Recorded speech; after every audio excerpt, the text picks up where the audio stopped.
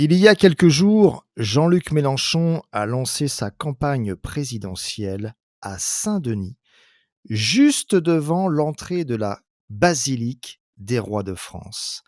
Un détail passé inaperçu pour beaucoup de gens et pourtant il faut le comprendre à la lumière de la foi chrétienne.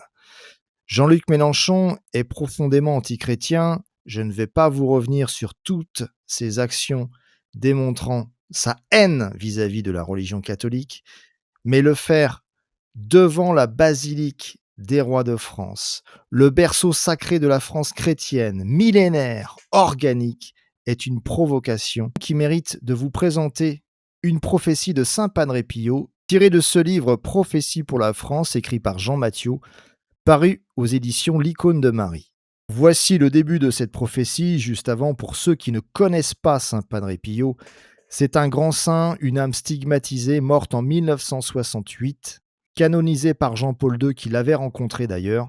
Et saint Padre Pio, d'ailleurs, des témoignages le prouvent, avait annoncé à Jean-Paul II qu'il deviendrait pape. Et oui, ça n'est pas l'objet de cette vidéo, j'y reviendrai peut-être un jour. Et donc pour terminer, ce grand saint italien pouvait lire dans les âmes des fidèles qui venaient se confesser à lui. Il avait aussi le charisme de bilocation, mais aussi de prophétie. Preuve à l'appui, puisqu'une partie de cette prophétie s'est réalisée, envoyée par lettre manuscrite au marquis de la Franquerie. En voici les principaux extraits. Et donc saint Padre Pio disait « Sans le soutien du pouvoir royal de David, l'Église tombe en décadence sous le pouvoir de l'esprit du serpent qui relève sa tête orgueilleuse sur le chef de l'Église. Le pouvoir royal est un pouvoir divin qui abaisse les serpents. Les républiques, par contre, relèvent de terre les esprits serpents, lesquels sacrifient le peuple de Dieu, l'empêchant de s'élever vers le Dieu du ciel. C'est aujourd'hui le mal de l'Europe sous les républiques. » Et donc plus loin, autre extrait, Padre Pio confirme l'existence d'un roi caché qui se révélera à l'heure de Dieu. Dans le monde manque le pouvoir royal que Dieu a caché en ces temps de folie. Le pouvoir royal seulement, celui que Dieu donna à David, est capable de régir le gouvernement des peuples. Sans le pouvoir royal de David, reconnu et mis à sa juste place, la religion chrétienne n'a pas le soutien indispensable sur lequel appuyer la vérité de la parole de Dieu.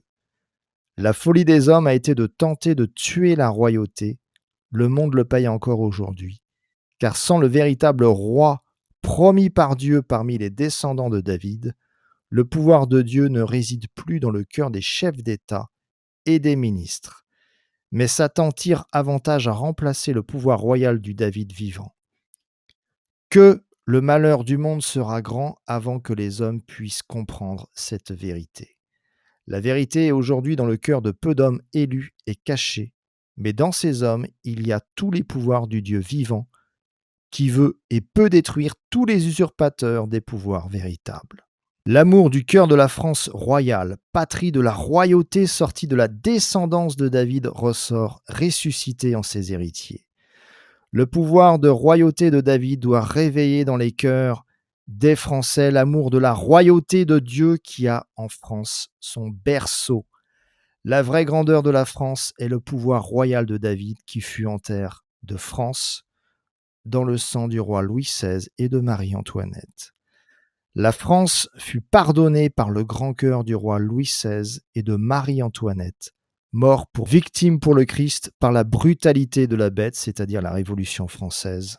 Le pardon du roi Louis XVI a maintenu à la France le droit à la grandeur de la royauté de David, qui est amour et humilité, celui de reconnaître dans le monarque le pouvoir de l'amour divin. Dans le silence et la prière, Dieu choisira ses élus pour le bien de la France et du monde.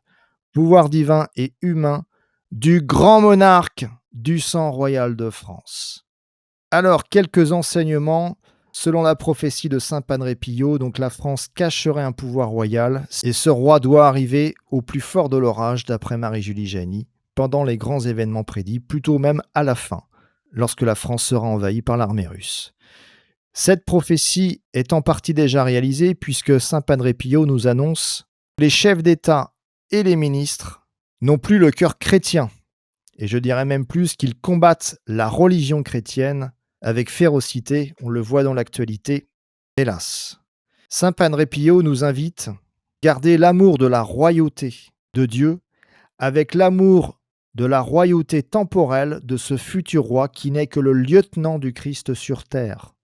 Et Padre Pio nous annonce ce que Marie-Julie Jaïni avait aussi annoncé, que le descendant qui gouvernera bientôt la France, descendant de Louis XVI et de Marie-Antoinette, de Louis XVII, pour être plus précis, viendra, qu'il sera choisi par Dieu pour le bien de la France et du monde, et que ce sera un grand monarque, issu de la dynastie des rois de France.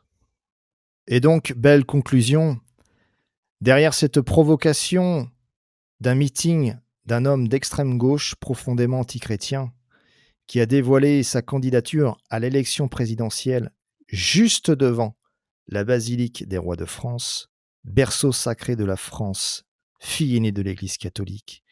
Eh bien, derrière ces ombres et ces hommes qui vont bientôt être balayés, pensez à ce grand monarque qui doit venir pour établir l'ordre en France, en Europe, puis dans le monde, comme Padre Pio l'a prédit. Prions pour ce grand monarque qui doit venir pour remettre de l'ordre en France. Nous en avons tellement besoin. Au nom du Père et du Fils et du Saint-Esprit. Amen. Je vous salue Marie, pleine de grâce. Le Seigneur est avec vous. Vous êtes bénie entre toutes les femmes, et Jésus, le fruit de vos entrailles, est béni. Sainte Marie, Mère de Dieu, priez pour nous pauvres pécheurs, maintenant et à l'heure de notre mort. Amen. Que le Seigneur vous bénisse et vous protège. Amen.